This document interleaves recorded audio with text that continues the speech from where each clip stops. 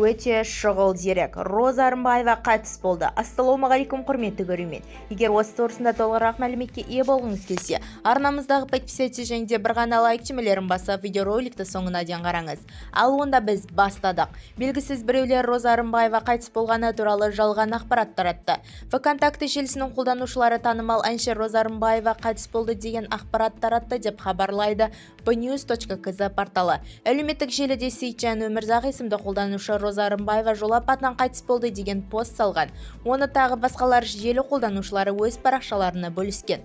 Ал өз кезегінде әнші Роза Рымбаева бұл оқиғаға қатысты дереу пікір білдірді. Демек, мен ұзақ өмір сүремін. Алайда мұндай қасірет таратқан адамның есі дұрыс емес және қалжыңдасуды білмейді екен. Енді соттасамыз, деді Роза Рымбаева.